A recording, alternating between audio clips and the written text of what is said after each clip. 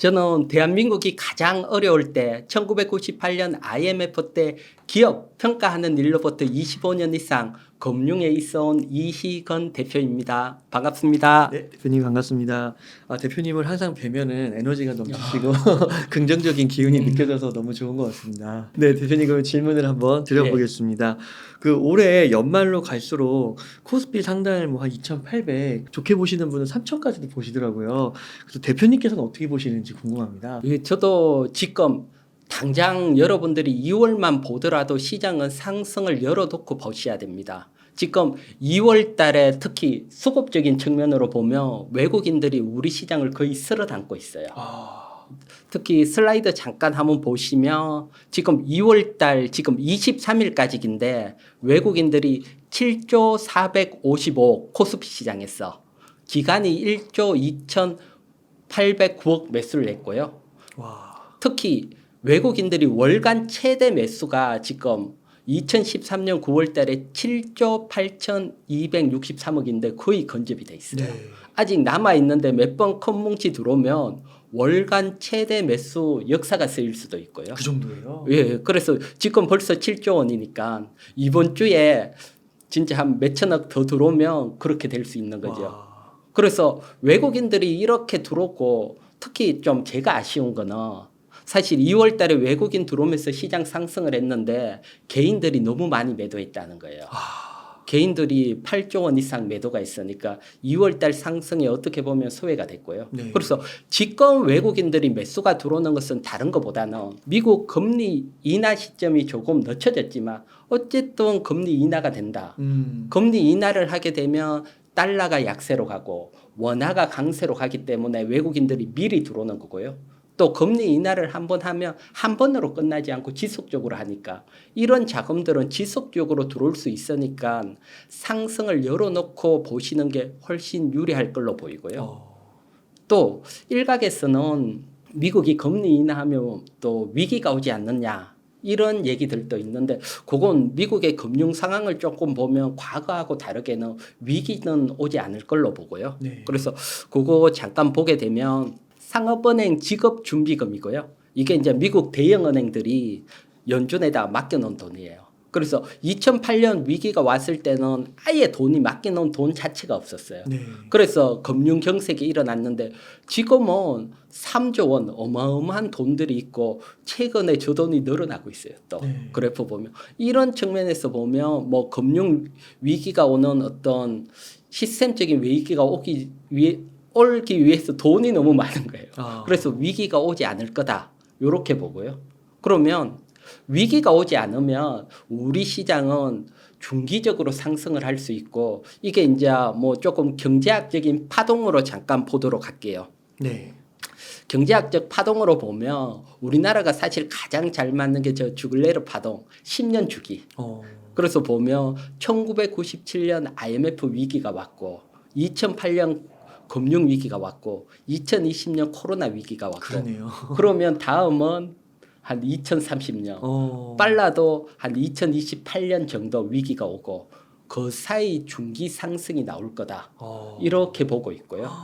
그래서 지난 2000년 초반부터 중기 상승이 나왔을 때 크게 얼마나 움직였는지 보게 되면 지금 보면 사실 2003년 바닥을 잡고 상승을 했는데 1파 상승 후에 2004년부터 2007년 요 구간만 놓고 보더라도 뭐 코스피가 약 200% 상승을 했고요.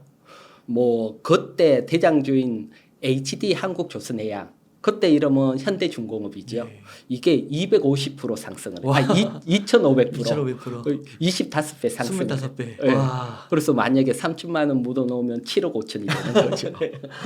그래서 사실 이때는 사실 보면 중국이 세계의 공장으로 부상을 할 때예요. 그래서 경제 성장이 팍팍 일어날 때 그때 특히 종목들은 당연히 그러니까 중국 관련주들이 상승을 했는 겁니다. 뭐 조선주, 칠강주, 화학주. 그래서 경기하고 민감하고 중국주 상승을 했고요. 하지만 지금은 그런 상황은 아니잖아요. 오히려 중국이 우리 발목을 잡는 그런 상황이잖아요.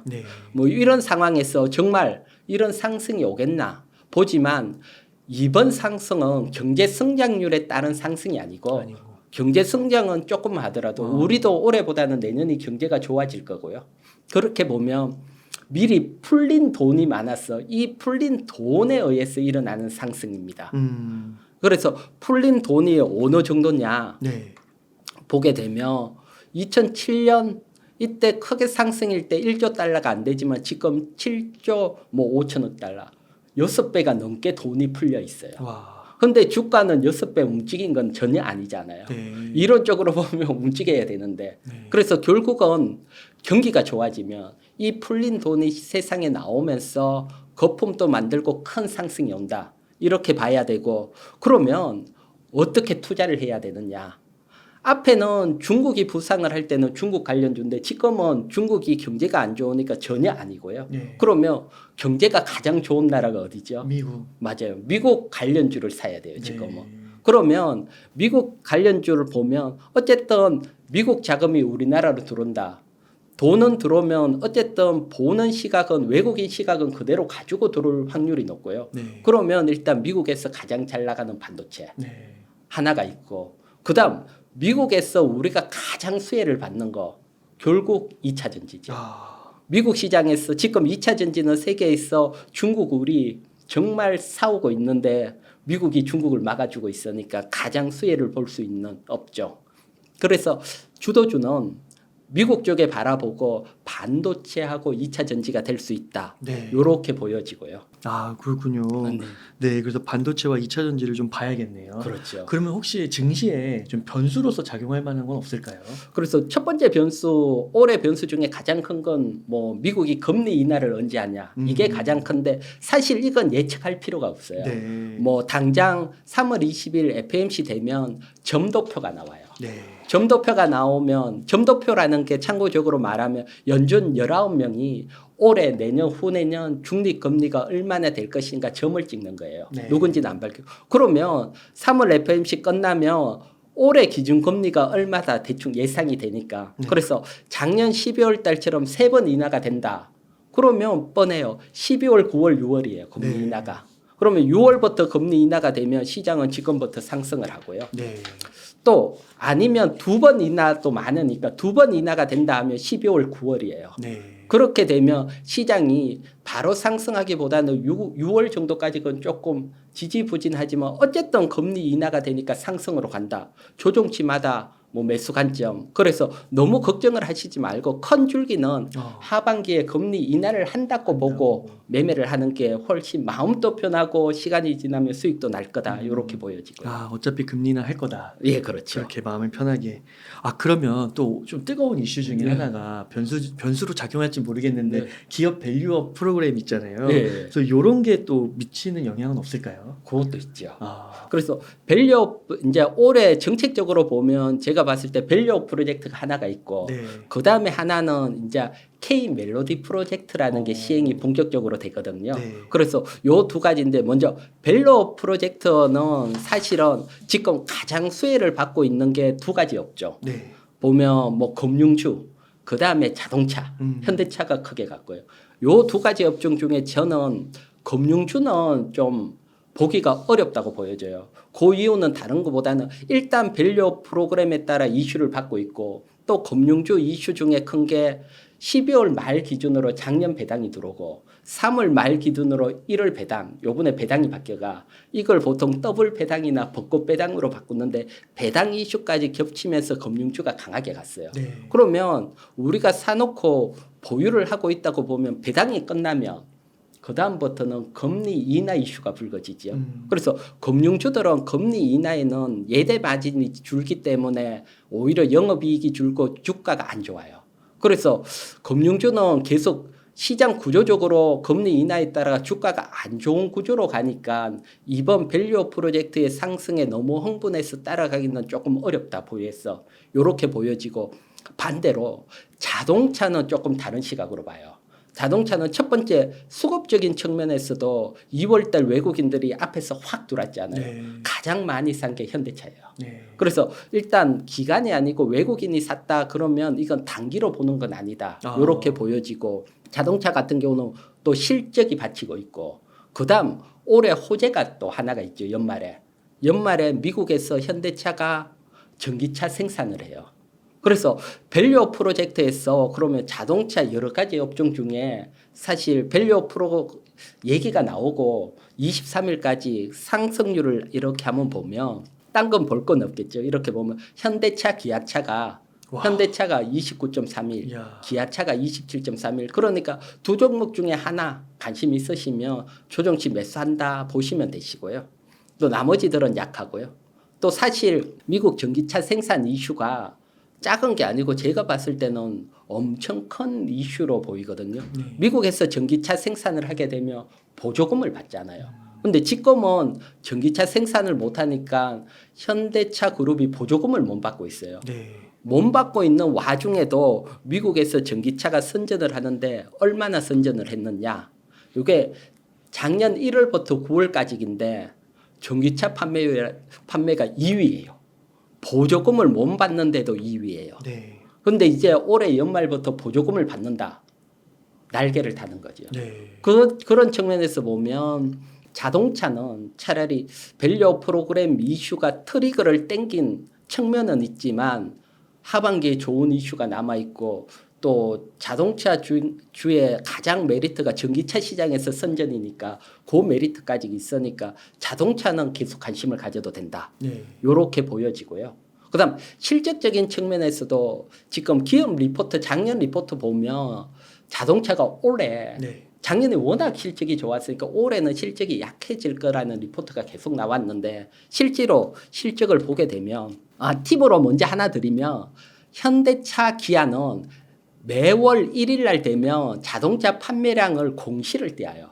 그래서 이 판매량이 작년보다 늘어났느냐 적었냐만 보면 사실 실적이 좋으냐 나쁘냐도 바로 알 수 있으니까 뭐 개인 투자자님들도 바로 공시를 통해서 알 수 있으니까 그래서 2월 1일 날 올라온 1월 판매량이 작년 1월보다 좋아졌어요. 기업 이제 뭐 정거사 리포트는 나빠질 거라 했는데 실적은 작년에 좋은데 더 좋아졌고요. 네. 그러니까 자동차는 봐야 되고 또 기업 리포트처럼 나빠지더라도 자동차가 2011년, 12년, 13년 고점을 형성했을 때보다 실적이 훨씬 좋아요. 네. 지금 이 고점보다 약간 밑에 있어요. 그러니까 이 실적만 보더라도 이 고점을 넘어가야 되고 여기에 전기차 모멘텀을 하면 더 가야 되지. 네. 그러니까 자동차는 뭐 관심을 가지고 또 중소형 자동차 관심이 있으신 분들은 다른 것보다는 실적이 좋은데 미국에 전기차 생산하는데 진출돼 있는 중소형주 이런 중소형주에 관심을 가지시면 원래 중소형주도 괜찮을 걸로 보이고요. 네. 네, 요렇게 보고 그다음 K 멜로디 프로젝트는 사실 좀 생소할 수 있거든요. 네. 이게 이제 뭐냐고 하면 뭐 AI가 워낙 핫하잖아요. 네. 그래서 AI를 이용한 신약 개발이라고 보면 되고요. 어. 또 최근 2월 달에 어떤 일이 있었냐고 하면 지금 화면에 보시는 분이 잭슨 황, 엔비디아 예, 엔비디아 CEO입니다. 세계 24일인데. 그러니까 이제 이분이 이제 올해 2월 달에 두바이에서 열리는 세계 정부 정상회담에 초청 인사로 가서 이제 대담 중에 자기는 대학교 새로 가면 생물학을 전공하겠다. 그러면서 이제 생물학은 과학 영역에 더해서 엔지니어 영역이 접목되고 있다. 이 얘기가 AI가 접목되고 있다는 얘기거든요. 네. 이러면서 사실 엔비디아가 엄청나게 지금 신약 개발에 투자를 해요. 막 협업도 하고 있고 네. 여기에다가 사실 AI의 또 최고라인 구글이 가장 앞서 있고 신약 개발 투자에 그래요? 또 새로운 프로그램을 계속 개발하고 있고 와. 그래서 지금은 막 합쳐지고 있고요. 네. 이렇게 합쳐지는 건 사실 다른 것보다 AI 신약 개발 시장이 급속도로 커지고 있거든요. 그래서 이렇게 커지니까 막 협조를 하고 있고 그러면 우리나라는 사실 AI하고 협치는 게 아직은 좀 멀잖아요. 그래서 네. 우리나라가 이걸 촉진하기 위해서 한 게 K 멜로디 프로젝트입니다. 네. 그래서 요거는 사실 유럽에서 EU에서 멜로디 프로젝트가 2019년에서 2022년 성공적으로 했고요. 네. 이때 보면 엔비디아가 참여를 했어요. 세계 뭐 암젠이나 아스트라제네카나 얀센 빅파마들하고 같이 했고 요 때가 보면 신약 후보 물질 개발하고 있는 거 임산 전 단계고요. 그래서 우리도 좀 앞단계에 됐다 해서 만든 게 작년부터 이제 기업을 모집을 했고 네. 올해부터 본격적으로 시작이 되고요. 그래서 제약사가 20개, AI 기업 뭐 대학 공공기관인데 조금 아쉬운 건 뭐 저기 엔비디아 가시듯이 삼성전자가 같이 들어온다라든가 또 우리도 뭐 SK라든가 큰 애들이 들어왔으면 정말 AI 이렇게 붐이 불 건데 큰 애들은 안 들어오고 참여하는 상장사는 제약사 중에 신데카 바이오하고 파로스 아이 바이오 두 종목인데 사실 이게 작년 7월부터 얘기가 나오면서 얘네들이 크게 상승을 했어요. 맞아요. 그래서 제가 팁을 하나 드리자면 사실 K 멜로디 프로젝트 이런 것도 모르지만 제가 신데카 바이오로 크게 수익이 났는데 이때 여러분들이 어떤 시각으로 매매를 했는지 지금 제가 짧게 한 3분 설명을 드릴 건데 이걸 설명을 듣고 느끼시는 게 있으면 여러분들이 앞으로 주식을 바라볼 때 차트가 다른 시각으로 바뀔 겁니다. 네. 예, 그래서 제가 그걸 짧게 설명을 한번 드리고 갈게요. 네. 보면 지금 보면 많은 분들이 기본적으로 하는 것은 여기까지입니다. 신데카 바이오 일봉인데 보면 양봉에서 거래량이 나오고 거래량이 없이 줄었어요. 그러면 여기까지가 매수할까 말까 이건 누구나 고민을 해요. 그러면 여기서 밑으로 확 빠지는 애들이 있고 위로 확 가는 애들이 있는데 그러면 여기서 남들보다 한 발 더 나가기 위해서는 확신을 주는 다른 뭔가가 있어야 돼요. 이제 그 뭔가는 큰 돈이 움직이는 건데 그건 공시에서 나오고요. 그러면 신데카 바이오 같은 거는 요 상황에서 어떤 돈이 움직였는지 한번 보도록 할게요. 보면 전환사채인데 총 62억이라는 전환사채가 주당 9,422원의 주식 전환이 되고 7월 11일 상장이 됐다는 공시예요. 그러면 전환사채는 채권이니까 보유하고 있으면 이자도 받고 만기에 원금도 받아요. 그런데 이 전환사채를 큰 돈 가지고 있는 사람은 회사를 잘하는 사람이고 이 사람이 주당 9,422원에 바꿨다는 공시가 나오면 이 주가는 9,422원보다 높게 올라갈까요? 빠질까요? 높게 올라가겠죠. 그렇죠. 높게 올라간다고 봐야 되죠. 주식으로 바꿨으니까. 그러면 이런 공시가 나왔을 때 다시 차트를 한번 보도록 할게요. 지금 거래량이 줄고 했을 때 저 위치가 9,422원보다 낮은 위치까지 있어요. 그런데 저런 뭉칫돈이 주식으로 바꿨다. 그러면 뒤에 호재가 나오면서 움직인다. 우연인지는 모르지만 멜로디 프로젝트라는 호재가 나오면서 100% 상승을 했어요. 그래서 늘 말하지만 금융에서는 호재라든가 모든 것보다 돈이 먼저 움직여요. 그래서 이런 돈들은 우리나라는 공시가 워낙 촘촘하니까 공시만 보더라도 이런 케이스들을 볼 수가 있고요. 또 이것뿐만 아니고 다양한 이런 공시 보는 게 있는데 그건 제 이건 경제TV 유튜브 오시면 다양한 설명이 있으니까 참고하시고요. 네, 제가 첫 댓글로 남겨놓 들어오겠습니다. 예, 고맙습니다. 네. 네, 그러면 뭐 요런 것까지 보면 기술적에서 공시 더하면 이제 새로운 주식의 강자가 될 수 있다. 이렇게 설명을 드릴게요. 그렇군요. 이게 전환사채라는 게 이제 말씀해 주신 대로 가만히 있으면 그 이자 받다가 근데 만기 때는 그냥 원금 그대로 받는 건데 이거를 주식으로 바꿨다는 거는 주식이 올라갈 거라고 생각하니까 바꾼 거겠죠. 여기서 팁을 하나 드리면 주가가 전환사채 가격보다 한 200% 위에서 바뀌면 이 주가는 어떻게 될까요? 폭락인가요? 떨어지지. 그러니까 이게 돈이 어디에서 움직이냐도 중요해요. 돈이 먼저 호재보다 움직인다. 예. 야, 그 명언인데요. 예. 이게 뒤에 이렇게 저희가 판이 이렇게 깔리는 거군요. 먼저. 그렇죠. 네. 꿀팁 전해주셔서 너무 감사합니다. 그러면은 한번 정리해 보면 반도체, 2차 전지, 그리고 저 PBR에서 자동차 네, 쪽, 그렇죠. 그리고 부품도 예, 부품주는 일단 미국에 진출돼 있는 데죠. 진출돼 있는 중에 예. 그다음에 K 멜로디도 조금 보면 좋겠네요. 네. 요렇게 좀 주목을 하면 좋고. 예, 그리고 바이오는 항상 실적 발표 후에 들어가라. 어. 바이오 기업들은 실적이 늘 안 좋아요. 안 좋아서. 예. 그렇군요. 그리고 이런 전환사채 이런 것까지 공시까지도 좀 확인하면 좋다. 예, 그렇죠. 네. 지금 이렇게 대표님께서 보실 때 뭐 대략적으로 말씀해 주시기는 했는데 뭐 특히 좀 더 주목해야 하는 섹터나 주식이 있다면 궁금합니다. 예, 그 섹터는 앞에서도 짧게 얘기를 했지만 반도체입니다. 이제 반도체 같은 경우는 사실 우리나라도 있고 전 세계가 있으면 사실 전 세계 트렌드를 우리나라라도 비껴가지는 않아요.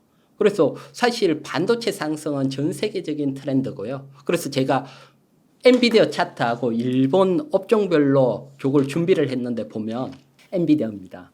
엔비디아 같은 경우는 올해만 66% 상승을 했어요. 와, 이제 얼마나 됐다고? 그리고 야. 2월 중순까지 보면 일본에서도 반도체 섹터가 26% 상승을 했어요. 어마어마하게 상승했어요. 섹터 중에 1위예요, 상승률이. 네. 이처럼 TSMC 말할 것도 없고 대만도. 그래서 반도체가 사실은 글로벌 트렌드다. 그러면 사실 억울하잖아요. 반도체의 최강자가 우리나라인데 그러게요. 우리나라만 못 움직이고 있다. 네, 삼성전자 안 움직이잖아요. 그러니까 우리나라만 안 움직이고 있다. 이건 사실 외국 돈이 들어오면 결국 우리나라도 이런 시점이 온다는 겁니다. 돈이 들어오면서 특히 강한 대형 반도체가 시장을 상승하면서 어느 순간 사실 엔비디아 60% 움직이는데 금방이잖아요. 거꾸로 생각하면 삼성전자나 SK하이닉스가 저 정도 움직이면 당장 우리 시장 과열 아닐까 이런 얘기가 나오죠. 그래서 사실 뭐 금융이라는 게 시장이 바뀌는 건 한순간이니까요. 그래서 그렇게 보면 뭐 이렇게 엔비디아가 강하게 갔고 그러면 사실 또 겁내는 일각에서는 이거 예전처럼 IT 버블처럼 무너지는 거 아니냐 이런 겁도 나오잖아요. 그래서 제가 차트 하나를 준비를 했는데 지금 보면 IT 버블 때 대장주인 시스코 네. 지금 뭐 AI 대장주인 엔비디아 차트를 겹쳤고 진한 게 엔비디아예요. 그래서 이 부분을 사실 1990년대 붙이나 후반에 붙이나의 차이가 있는데 차트가 제가 봤을 때는 1990년 초반에 붙이는 게 비슷한 모양이더라고요. 그러면 IT 버블까지 한참 남았어요. 그렇구나. 또 늘 말하지만 버블에서 마지막 버블 터지기 전이가 하이라이트예요. 주가가 막 폭등을 해요. 지금 시스코도 그랬고요. 네. 대신 그때 몸 빠져나오면 큰일 나고요. 그래서 버블까지건 그래서 이렇게 봤을 경우 아직 시간이 많다. 그러면 지금이라도 반도체 대장은 매수해야 되는데 반도체 대장은 우리나라 두 개잖아요. 네. 삼성전자, SK하이닉스. 그래서 제가 보는 시각에서는 일단 1등주는 SK하이닉스로 보고 있어요. 그렇게 보는 이유는 3분기 D램 반도체 점유율입니다. 보면 SK하이닉스는 30.1%에서 34.3%로 34% 넘었었고요. 삼성전자는 39.6%에서 38.9%로 줄어들면서 코미까지 따라왔어요. 네. SK하이닉스가 대부분 20%대 났는데 엄청 추격을 했고요. 네. 특히 2분기 비해서 3분기 매출액이 34.4% 크게 증가를 했어요. 와. 어마어마하게 증가를 했어요. 야. 이건 다른 것보다는 HBM입니다. 와. HBM이 고부가고 지금 뭐 가장 잘 팔리고 있는 게 기술력에서 뭐 어떻게 보면 처음으로 삼성전자보다 앞서서 SK하이닉스가 엔비디아에 독점 공급하고 엔비디아가 저렇게 움직이면 독점 공급한 SK하이닉스도 움직여야 되니까요. 네. 그렇게 보면 사실 SK하이닉스가 최근에 움직이면서 좀 높지 않아 이런 불안하는 사람들도 있고 좀 아쉬운 게 조금 올라가니까 또 개인들 매도가 나오더라고요. 네. 그래서 매도하기보다는 아직도 갈 길이 멀다. 그래서 얼마나 뭔가를 잠깐 우리가 한번 보게 되면 일단 반도체 업황 지난번에도 한번 보여드렸는데 이게 더 현실로 다가온 게 지금 D램 익스체인지 같은 경우는 가장 보편적으로 사용되는 DDR4 8기가비트가 9월 달에 저점을 잡고 5개월 연속 상승을 했고 저점 대비 30% 상승을 했고요. 요건 대리점 조사니까 이게 통산적으로 4개월에서 6개월 후에 기업 간 주세에 선반영되니까 네. 지금 이제 그때 비해서 6개월 되니까 이제 정말 기업 간 거래에서 가격이 올라간다는 거죠. 네. 미리 선행 지표가 올라갔으니까. 그러면 반도체 업황 지금 보시는 건 참고적으로 D램 반도체 YOY 전년 대비보다 높았냐 낮았냐를 나타내는 거고요. 그렇게 보면 아주 리니어하게 2년 상승 2년 하락 2년 상승 2년 하락 이렇게 움직였고요. 그러면 이제 2년 상승으로 간다는 겁니다. 와.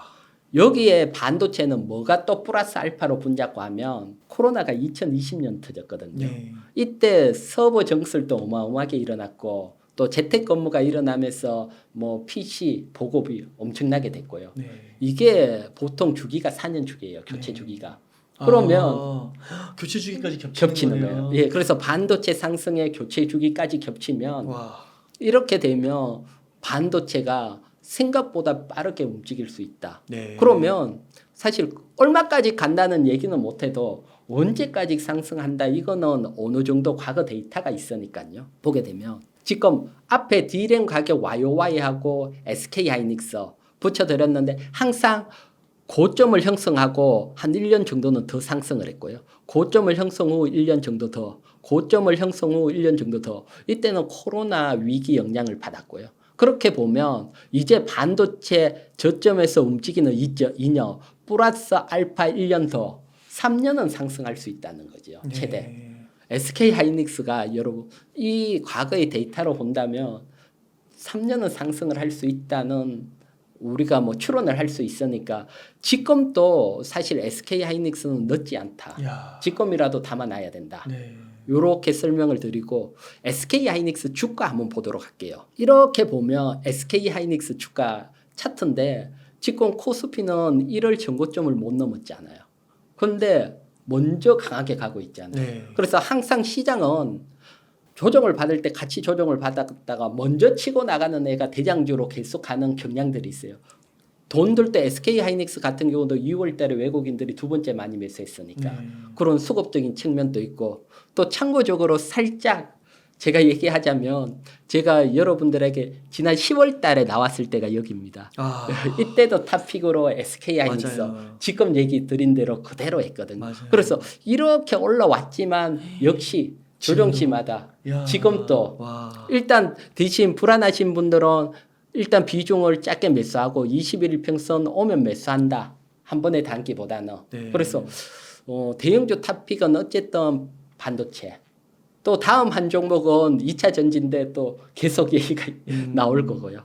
그러면 대형주에 대해서는 뭐 크게 설명할 거 없고 중소형 반도체로 한번 가보도록 할게요. 네. 일단 중소형 반도체는 크게 보면 지금 클라우드 AI가 있고 온 디바이스 AI. 클라우드 AI는 뭐 서버 단에서 여러 가지 디바이스가 붙어 있는데 도와주니까 여기에 HBM 반도체가 필요하다. 그래서 이건 올해도 계속해서 이어질 걸로 봅니다. 지금 미국 시장에 보면 여러분 이제는 뭐 AI5 시대다 이런 얘기 들어보셨어요?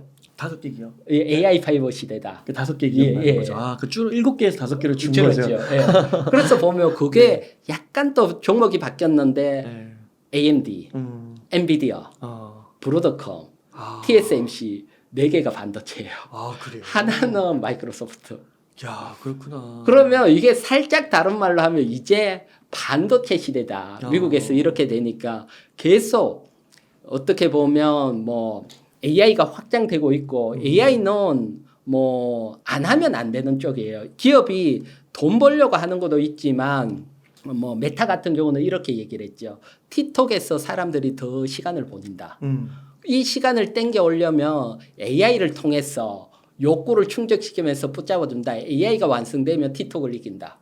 그러니까 살아남기 위해서 하는 거고 아마존 같은 경우도 구매를 하고 이럴 때 AI가 도와주고 이러면 훨씬 많이 다른 안 하는 AI 비해서 없는 AI에 뭐 비해서는 훨씬 유리하니까 이게 AI가 어떻게 보면 기업이 필수가 되는 시점으로 가고 있습니다. 생존하기에 꼭 먹어야 하는 밥 같은. 네, 그런 형태로 가니까 AI가 한 번에 끝나지 않고 계속 가며 HBM은 계속 이슈가 된다.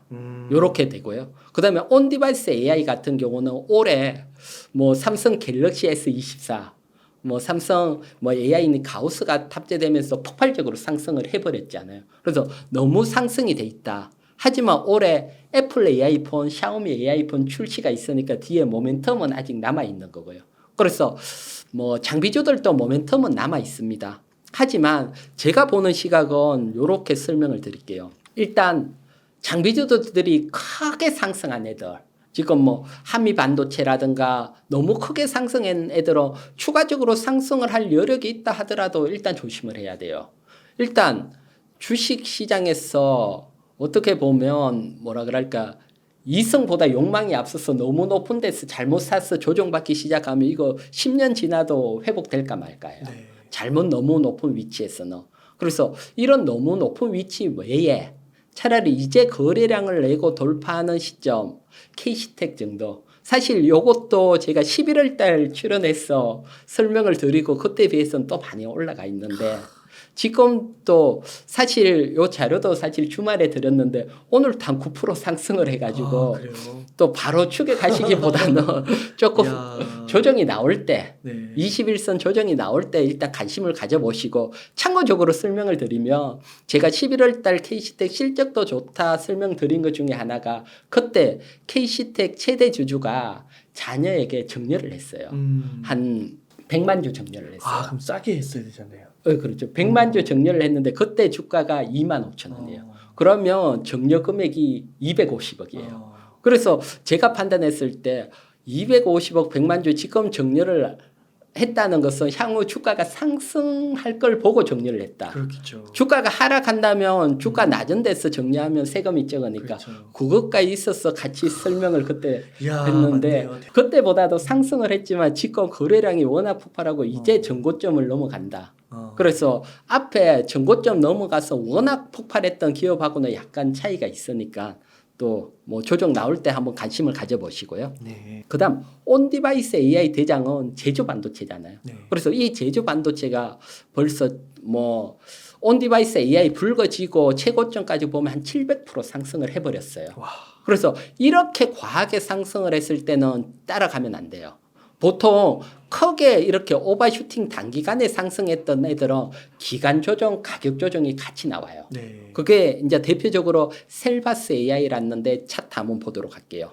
셀바스 AI가 AI 열풍이 불면서 580% 단기에 상승을 하고 그리고 조정을 받을 때 보면 최소한 3개월 이상 조정도 받았고 또 주가도 120일 이평선 이하까지 밀렸다가 뒷단에서 한번 치고 왔거든요. 네. 그런 측면에서 보면 제조 반도체에 관심이 있더라도 지금 자리는 욕심 자리니까 3, 4개월 고점 대비 3, 4개월 조정받고 120일 이평선 이하까지 왔는데 아직 샤오미 AI폰이나 애플 AI폰이 출시가 안 됐다. 그러면 요런 출시 시점 합쳐서 뒷단에 움직일 수 있으니까 그때 정도 소액에 관심 가질 수 있는 시점 정도 굳이 관심 가지자면 하고 네. 또 기본적으로는 크게 상승을 했는 데는 사실 욕심을 버리는 게 주식시장에서는 좋은 거고 또 상승할 종목들이 또 나오니까요. 네. 요 점까지 설명드리고 이제 반도체 소재주들은 뭐 조정 나올 때 어쨌든 올해 반도체 업황이 좋아지면 소재주들은 어쨌든 가장 수혜를 받을 수 있으니까 조정받는 뭐 소재주 또 관심을 가질 수 있고 그래서 업종별로 이렇게 보고 종합적으로 보면 반도체는 일단 장비주 같은 경우는 모멘텀이 살아있다 제가 설명을 드렸잖아요. 네. 여기서 하나 더 설명을 드리면 세력들은 모멘텀이 살아있을 때 빠져나옵니다. 모멘텀이 다 끝나고 아무것도 없으면 개인들도 매도하고 세력도 매도하잖아요. 근데 항상 세력들은 먼저 들어가지만 먼저 빠져나온다. 요 점도 한번 여러분들에게 설명드리고 싶더라고요. 와. 그래서 뭐 지금 모멘텀은 남아있지만 워낙 강하게 상승을 했는데 제가 좀 리스크로 느끼는 것은 한미 반도체가 그렇게 상승을 했는데 상한가가 얼마 전에 상한가까지 들어가더라고요. 맞아요. 그래서 고점에서 상한가 가면 또 개인들이 또 관심을 가져요. 근데 보통 이럴 때가 건물일 확률이 또 적지 않아 이런 경우들이 많았으니까요. 그래서 고점에서 상한가는 좀 위험한 측면이 있는데 그게 좀 나왔고 워낙 고점에서 여기에다가 엔비디아 호실적 나오면서 엔비디아가 15% 16% 상승을 했잖아요. 네. 그 다음날 반도체 장비주들이 빠졌어요. 우리나라는. SK 하이닉스는 움직였는데 반도체 장비주들이 호재의 반응이 약했다. 이것도 조금 위험한 신호로 나와갔어. 반도체 장비주 오버슈팅 나온 애들은 조심하자. 그래서 지금은 작년 보면 사실 반도체 장비주의 정성시대랐잖아요. 네. 근데 올해는 장비주보다는 앞에 SK 하이닉스나 대형주 시대로 시각이 바뀌는 시점으로 가고 있지 않냐. 요거까지 네. 요렇게 반도체 설명을 드릴게요. 와, 감사합니다, 대표님. 와, 진짜 엄청나신 것 같습니다. 이게 분석에서 이렇게 인사이트를 전해주시는 게 깊이가 다르신 것 같아요. 감사합니다. 그 대표님 아까 요 앞장 보면 예. 요 나머지 기업들 있잖아요. 예. 요것도 좀 어떻게 추가 설명 가능하실까요? 요거 보면 네. 앞에 제조 반도체는 설명을 드렸잖아요. 네. 그래서 가온 칩스가 최근에 가장 강하게 움직이고 있고 칩스 앤 미디어도 좀 움직이고 있는데 제가 이제 가장 기본적으로 대장이 꺾이면 강하게 가던 애들도 탄력이 약해지더라고요. 그래서 제조 반도체 입장에서 앞에 그때 사자 설명을 드렸으니까 항상 대장주 움직임이 그 다음 애들 영향을 미쳐서 전반적으로 앞에 한미 반도체도 상한가 치고 갔다. 그래서 이거 조심할 신호다 보고 그 뒤에 것들도 딸려가는. 그래서 대장주 위주로 설명을 드렸고 그래서 대장주 조심한 신호가 나왔으니까 더 뒤에 애들도 너무 욕심내기보다는 수익 나셨으면 수익 좀 취해가면서 대응을 하셔라. 설명드리고 반도체 소재주들도 최근에 움직였다가 조정을 받고 있거든요. 네. 조정을 받고 있는데 이제 이쪽도 반도체 전반적인 영향을 같이 받는데 이게 이제 삼성전자나 SK하이닉스가 감산 종료 시점이 어떤지 거기에 따라서 그때부터 본격적으로 움직일 수 있으니까 조정 받을 때 지켜보다가 이제 어느 정도 그런 것들이 뉴스가 나올 수 있거든요. 보수적인 사람들은 뉴스들이 언론에 또 먼저 흘리거든요. 어느 날 갑자기 인상한다 이렇게는 잘 안 해요. 네. 바로 원복한다. 반도체 이런 거보다 원복할 때 됐다. 뉴스들이 언론들이 나오기 시작하면 그때 소재주 관심을 가지시라. 요렇게까지 같이 설명을 드릴게요. 네. 2차 전지 한번 질문 드리겠습니다. 그 2차 전지 관련주들이 어떤 움직임을 보이고 있는지 판단하기가 좀 어렵더라고요. 그렇죠. 그 바닥은 나온 걸까요? 이제 2차 전지 특히 소재주 같은 경우는 바닥이 나온 애들이 있고요. 이제 나오려고 하는 애들도 있고 네. 아직 안 잡힌 애들도 있는데 네. 제가 그 종목까지 또 매매 전략까지 설명을 드리는데 네. 그 전에 네. 이제 2차 전지 위치가 어딘지 우리가 알아야 되잖아요. 그래서 2차 전지의 업황에 대해서 한번 설명을 드릴게요. 네. 그래서 2차 전지의 업황을 설명드리려면 윗단으로 올라가서 제일 윗단이 전기차 시장이 어떤지도 분석을 해야지 영향을 미치니까요. 네. 그래서 전기차 시장이 어떤지 분석하는 것은 뭐 다른 것보다 테슬라 실적 하나 보면 어느 정도 확 이해가 돼요. 그래서 제가 테슬라 실적을 준비를 했거든요. 지금 보면 테슬라 연간 실적인데 까만 막대 그래프는 매출액이에요. 네. 전기차 시장이 확대되니까 매출액은 증가가 되고 분홍색은 영업이익이에요. 네. 2022년까지 상승을 하고 마지막이 2023년은 줄었고요. 근데 가장 크게 꺾인 게 저 빨간 선이에요. 네. 이 빨간색은 영업이익률이에요. 네. 영업이익률 같은 경우는 2022년 16%까지 고점 피크를 치다가 2023년 9.19%까지 줄었어요. 참고적으로 보면 디젤 기관 뭐 주력인 현대차 3분기 영업이익률이 9.32, 테슬라보다도 높아버렸어요. 네. 이 얘기는 뭘 의미하냐고 하면 매출액은 높지만 영업이익과 영업이익률이 줄었다는 것은 가격 경쟁을 한다는 거예요. 즉 매출을 위해고 시장 파이를 위해서 가격을 낮춰서 팔아서 매출액은 증가했지만 내가 마진이 적어졌다는 겁니다. 그래서 가격 경쟁이 불을 붙고 있다. 이렇게 설명을 드리고요.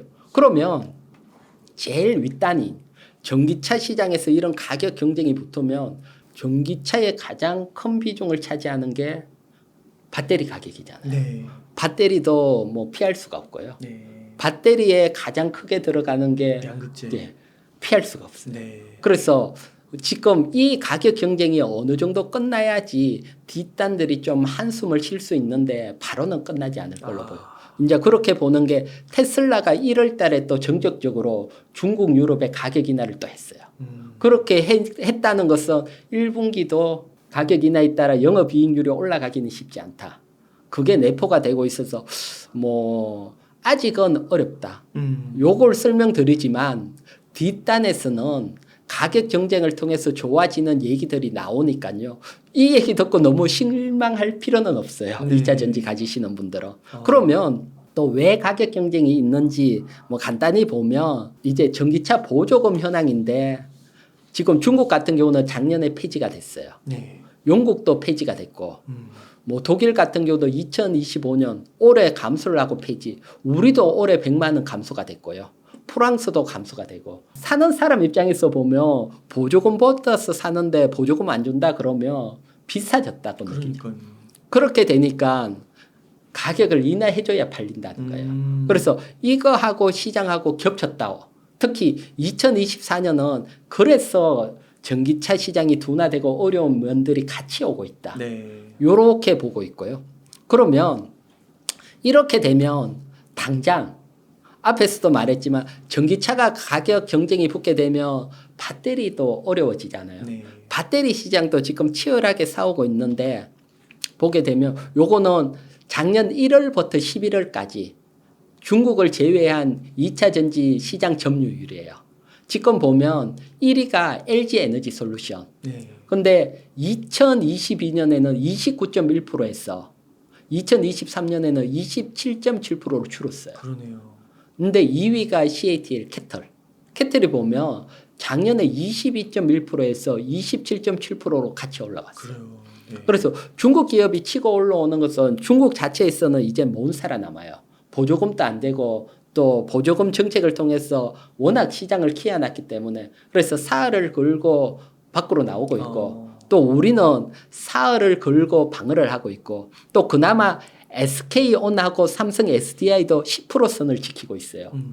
이 세계 10% 선은 같이 규모의 경제를 펼칠 수 있는 선이기 때문에 지킨다는 것은 그래도 좋다. 10%선 떨어져서 6, 7%로 넘어가면 어려워지니까요. 그래서 10% 선을 같이 방어를 하고 있다. 그러면 2차 전지의 가장 격전지는 어디가 될까요? 유럽? 맞습니다. 유럽. 네. 이제 보면 네. 중국 시장이 워낙 큰데 아시아에서 중국 아시아는 중국 애들이 잡았고요. 북미 시장 다음 또 큰 북미 시장은 중국 들어오지만 미국이 막으니까 우리가 잡았고요. 결국 싸움은 유럽에서 일어나고 있어요. 네. 그래서 유럽에서 이 배터리 비중이 어떻게 바뀌어 있는지 준비를 했거든요. 보면 점유율인데 보면 2021년까지 우리나라가 70%를 장악을 하고 있었어요. 그건 점점 줄어들면서 57%까지. 대신 저 노란 선이 중국이에요. 노란 선이 지금 중국 자체에서는 안 되니까 치고 와서 40.1%까지 네. 올라왔어요. 그래서 격전지에서 격하게 싸우고 있는데 이제 올해 한 5, 6월쯤에 호재로 느낄 수 있는 게 EU에서 조사가 들어갔어요. 이제 중국 너거 가격이 워낙 사니까 이거 너거 정부 혜택 받고 보조금 받아서 한 거 아니냐. 조사가 들어갔어요. 그래서 이 조사가 사실은 하려다 보면 중국 애들이 워낙 또 강하게 반발하고 뭐 무역이나 어쩌네가 희지부지 되는 경우도 있었는데 이번에는 좀 다를 것 같아서 이게 5월달, 6월달쯤에 결과가 나왔어. 보조금 받았다 해서 관세가 올라가 버리면 우리 2차 소재 기업들한테는 엄청난 호재지요. 그래서 이런 호재들 일단 조사한다는 것 자체만으로도 호재니까요. 그래서 뒷단에 이런 격전지에서 호재가 나올 수 있다. 그렇게 되면 중국이 뭐 강하게처럼 하기는 어려우니까. 그래서 격전지에서 호재가 남아 있으니까요. 이런 게 있고. 그 다음에 또 호재는 보통 2023년이 끝나고 삼성 SDI나 LG 에너지 솔루션이 이제 실적 컨퍼런스 콜 했을 때 그때 나온 얘기들을 조금 해드릴게요. 네. 그때 나온 얘기들 보면 일단 LG 에너지 솔루션 같은 경우는 올해는 2024년은 올해는 어렵지만 2025년부터는 미국 시장이 폭발적으로 커진다. 그러면 미국 시장에 우리가 들어가 있잖아요. 네. 중국은 못 오고. 그럼 우리한테는 엄청 호재잖아요. 네. 왜 그렇게 얘기를 했냐고 보면 지금 보면 전기차 침투율이 그러니까 디젤차 비해서 전기차 비중이 차이나 같은 경우는 중국 같은 경우는 29%, 유럽은 약 20%, 미국은 이제 9%예요. 네. 그러니까 미국도 다른 유럽이나 저기 중국처럼 올라온다. 이게 2025년으로 보더라고요. 네. 그래서 많이 안 팔렸기 때문에 앞에 전기차 가격이 떨어졌을 때 가장 강하게 튀는 게 미국 시장이다. 그래서 미국 시장에 그러면서 자기네들은 미국 투자를 안 줄이고 계속 간다. 올해는 어렵지만 내년을 보고 간다.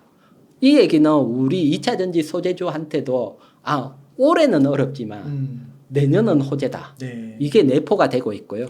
여기에 또 삼성 SDI 상무 같은 경우는 캐점 현상을 또 같이 얘기를 하더라고요. 네. 캐점 현상이라는 게 이제 전기차가 나오면 좀 빠르게 얼리 어댑터나 빠르게 하는 사람들이 먼저 사요. 먼저 사고 그다음 이거 괜찮네. 유지하는데 좋네. 그러면서 일반적인 대중에게 확 퍼질 때 그 사이에 둔화가 와요. 네. 그게 올레라는 거예요.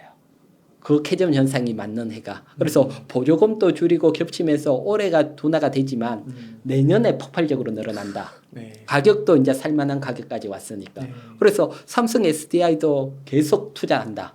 2025년을 보고. 네. 그렇게 보면 소재 업체들 입장에서 보면 내년부터 좋아지겠구나 시장이. 그러면 소재가 업종이 호재고 그러면 보통 주가라는 게 한 6개월 앞서간다고 보면 올해 상반기가 가장 어렵고 사실 주가라는 게 긴 터널인데 저기 끝 빛만 보이면 상승하기 시작을 하거든요. 네. 주식이. 아직은 빛이 안 보이지만 이제 올해 하반기로 가면 그 빛이 보이기 시작을 한다. 그래서 상반기에 어렵지만 요 고비를 지나고 하반기로 가면 갈수록 희망이 생긴다. 이건 제가 얘기를 한 게 아니고 LG 에너지 솔루션, 삼성 SDI, 뭐 굴지에 원래 컨퍼런스 콜에서 얘기를 했는데 저도 그렇게 보고요. 워낙 미국이 점유율이 낮으니까 네. 또 미국이 항상 앞서 갔는데 이런 것들이 또 폭발적으로 좀 늘어난다. 거기에는 저도 한 표를 던지니까 네, 그렇게 보고 그리고 또 소재주들한테는 또 희망적인 게 또 하나가 있죠. 그건 리튬 가격이에요. 네. 리튬 가격을 한번 보도록 할게요. 지금 보시는 게 리튬 가격 15년치를 제가 이렇게 가져왔는데 가격 변동이 어마어마하죠. 그러니까요. 리튬 가격이 정말 폭발적으로 상승을 했다가 네. 지금 뭐 거의 예전 전기차가 없는 데까지 하락을 했고요. 그리고 저기 끝부분이 살짝 보일지 모르지만 살짝 상승을 했다가 다시 또 살짝 하락을 했고 어쨌든 바닥을 잡아간다. 네. 이렇게 보이면 그러면 리튬 가격이 하락을 할 때는 일단 비싸게 사서 제품 만들면 하락돼 있으니까 재고 손실이 나니까 뭐라 그럴까요? 영업이익률에도 안 좋아졌죠. 근데 이게 벌써 몇 개월 횡보를 해버리면 일단 영업이익률에서는 벗어났고 또 리튬 가격이 상승을 한다 그러면 이제는 좋아지는 쪽으로 가는 거죠. 그렇겠네요. 그래서 리튬 가격을 보게 되면 큰 악재 중에 하나는 이제 해결이 됐다. 리튬이라는 악재가 해결이 되고 여기에서 조금 더 보면 지금 리튬을 포함한 뭐 WTI나 이런 모든 것들이 사실은 달러 베이스 결제가 많이 일어나거든요. 그래서 달러가 약세일 때는 자원들이 상승하는 측면도 있고요. 네. 그래서 미국이 금리 인하해서 달러가 약세로 가면 이런 어떤 뭐 구리, 철강 이런 올라가는 그런 습성들도 있으니까 어쨌든 리튬 가격 바닥을 잡는다. 이것 또한 호재가 되고요. 그러면 리튬 가격하고 가장 밀접한 관계 기업 요건 일단 포스코 홀딩스. 예, 맞습니다. 포스코 홀딩스. 포스코 홀딩스 사업 잠깐 볼게요. 네. 리튬 사업 측면에 보면 일단 리튬 강석 요거는 지금 작년 11월 달에 준공을 했어요. 네. 준공이 됐고요. 그래서 수산화 리튬이 지금 43,000톤 생산하는 건 아닙니다. 준공되고는 바로 생산되는 게 아니고 6개월에서 길게는 1년 정도 시운전을 해가 수율 조절을 해가 그때부터 이제 완성이 되면 실제로 생산해서 제품을 납품을 하니까 납품하기 전에 이런 과정들을 거쳐야 되니까 그래서 요게 뭐 최대 1년으로 잡더라도 올해 이제 실질적으로 판매가 된다는 거죠. 그러네요. 또 빠르면 뭐 훨씬 빠를 수 있고요. 그 다음에 지금 아르헨티나 공장 보면 올해 24년 4월, 5월 예상이 됐는데 준공이 돼요. 네. 그렇게 되면 얘도 빠르면 한 6개월부터라도 올해 말에 또 나올 수 있고 그래서 보면 이제 포스코 홀딩스 같은 경우는 이 리튬 가격이 바닥이고 반등을 한다 그러면 주가가 반영되는 거죠. 사업이 눈에 보이니까. 네. 그렇게 보면 포스코 홀딩스한테 유리하고요. 그리고 포스코 홀딩스에 하나 더 보태자면 포스코 홀딩스도 사실 뭐 정부 눈치를 조금 볼 수밖에 없는 기업이에요. 네. 이쪽도. 그러면 밸류 프로젝트에 자기네들도 자사주 매집이나 이런 걸 안 할 수밖에 없어요. PL 1 미만이에요. 포스코 홀딩스가. 지주사라는.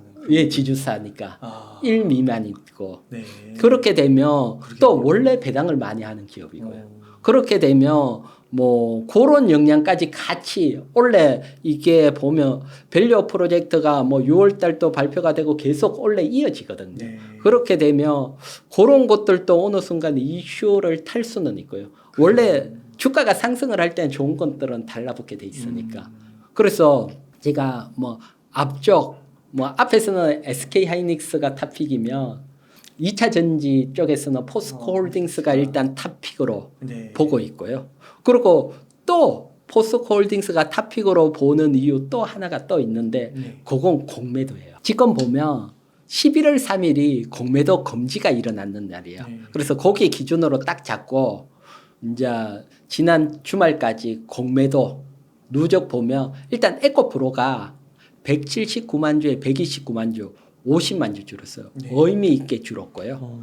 그리고 갈로 열고 2월 7일 130만 주 섞여 있잖아요. 네. 저 2월 7일이 무슨 날이냐고 하면 에코프로가 1대5로 아, 액면 분할. 예, 아, 그 발표가 나온 날이에요. 네. 근데 안 줄었어요. 요게 제가 봤을 때는 일단 미스테리예요. 일단 미스테리고 보통 이렇게 큰 기업이 보통 액면 분할한다 이런 게 나오면 확 위로 한번 튀는 성명이 있는데 아 무상증자죠. 무상증자.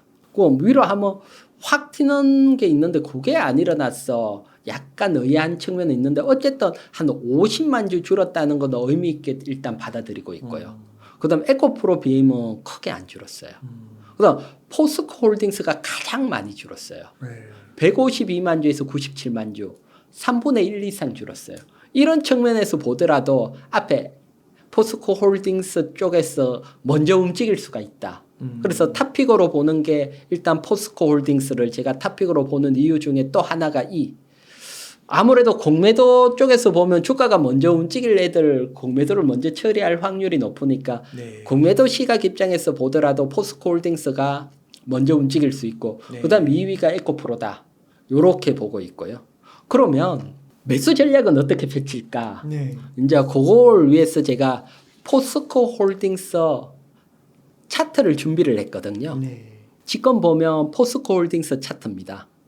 차트인데 라인을 이렇게 껐는데 보면 저기가 이제 40만 원대예요. 네. 40만 원대 공매도 금제가 상승했다가 40만 원 밀릴 때 공매도가 훅 의미 있게 줄었고 지금 반등이 돼 있잖아요. 네. 반등이 돼 있는데 이게 상반기는 2차 전지나 전기차 시장이 어렵다고 했잖아요. 그렇기 때문에 조급하게 움직일 필요 없이 한 번 더 40만 원대 오면 매수 자리로 보여져요. 그래서 보통 강하게 컸던 어떤 랠리를 펼쳤던 대장주가 바닥을 잡을 때는 다중바닥 형성하는 경우들이 꽤 있어요.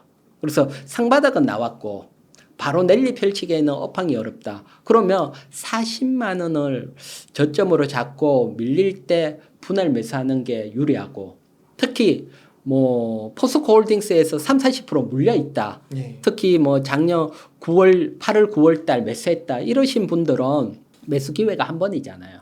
이러신 분들은 성급하게 매수하기보다는 뭐 올해 뭐 한 5월 6월 갔는데도 40만 원까지 왔다. 근처다. 그러면 그때 시점도 약간 여유를 가지고 왔다 갔다 해도 시점이 어리니까 그때 한번 매수를 한다.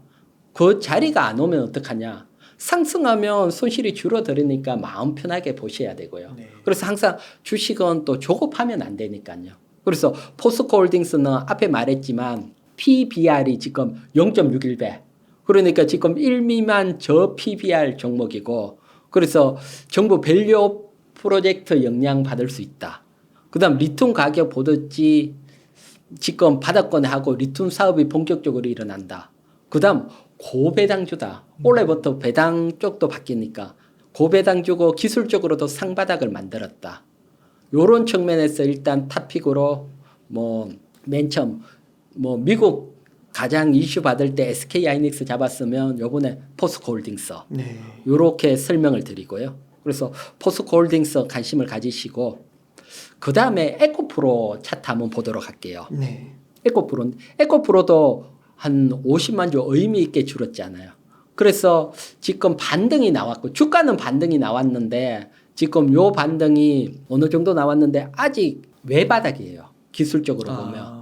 그래서 보통 일단 바닥은 나왔다고 보이는데 외바닥이기 때문에 좀 뭐 다른 이슈로 위로 올라가더라도 추격 매수하기는 기다렸다가 다시 상바닥을 만들 수 있다. 그래서 50만 원 전후에 한 번 더 상바닥 오면 그때 매수하는 전략 뭐 보시는 게 유리하고요.